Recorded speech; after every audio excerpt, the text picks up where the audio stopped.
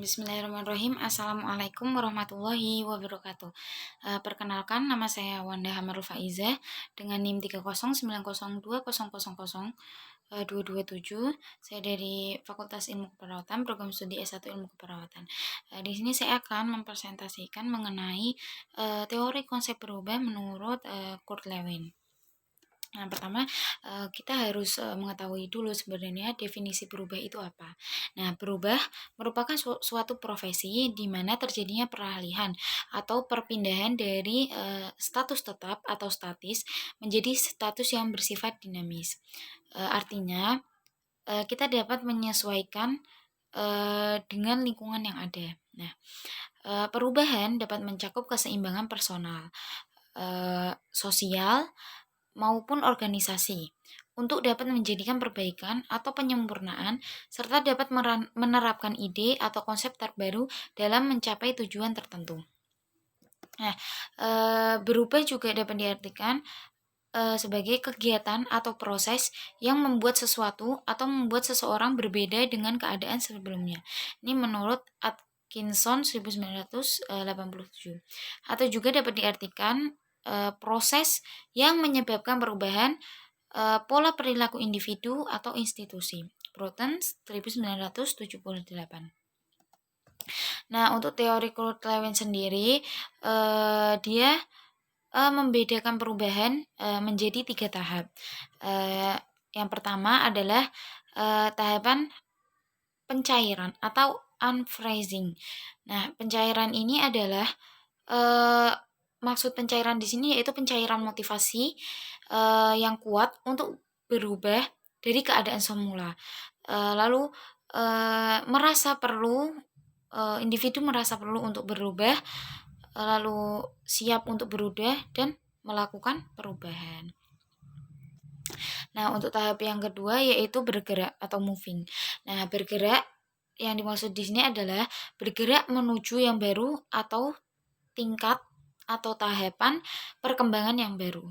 Nah, karena individu memiliki kemampuan untuk berubah, lalu memahami masalah yang dihadapi dan individu ini mengetahui langkah-langkah untuk melakukan perubahan. Nah, untuk tahap yang terakhir yaitu tahap yang ketiga, yaitu tahap pembukuan atau rephrasing. Nah, tahap pembukuan ini merupakan pencapaian atau tahap baru atau tingkat baru yang dicapai. Nah, tingkatan baru yang di fase ini itu harus dijaga untuk agar kita itu tidak mengalami kemunduran atau bergerak kembali pada tingkatan sebelumnya. Nah, oleh karena itu, kritikan yang konstruktif dalam upaya pembinaan yang berkelanjutan. Nah, adapun faktor-faktor yang mendorong perubahan. Yang pertama yaitu kebutuhan dasar manusia, meliputi yang pertama kebutuhan fisiologis, yang kedua kebutuhan rasa aman dan perlindungan, yang ketiga kebutuhan rasa cinta memiliki dan dimiliki, yang keempat kebutuhan harga diri, yang kelima aktualisasi diri.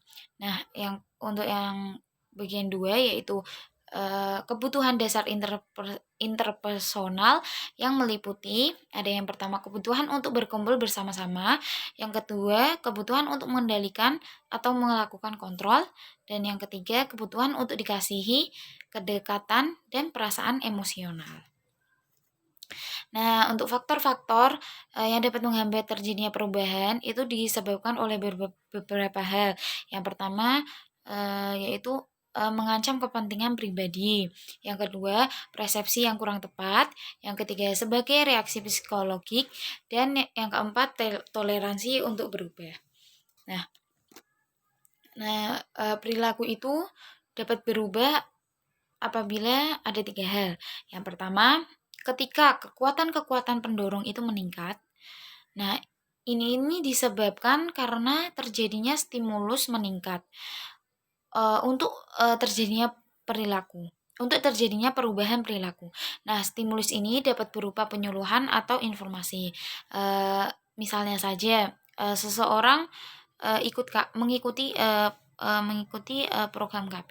Nah, dapat berubah perilakunya kalau kekuatan pendorongnya meningkat, yakni pentingnya KB dinaikkan dengan penyuluhan atau usaha yang lain.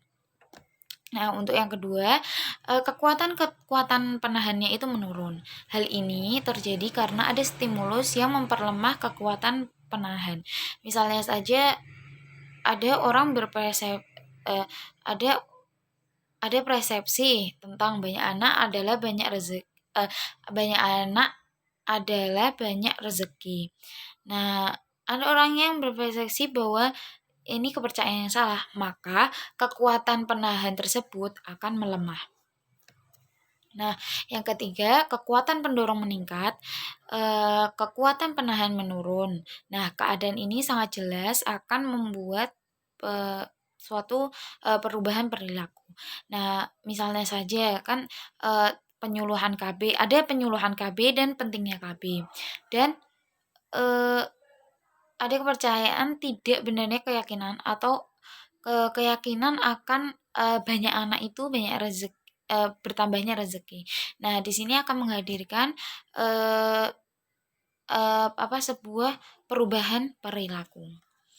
Nah, sekiranya itu yang dapat saya sampaikan.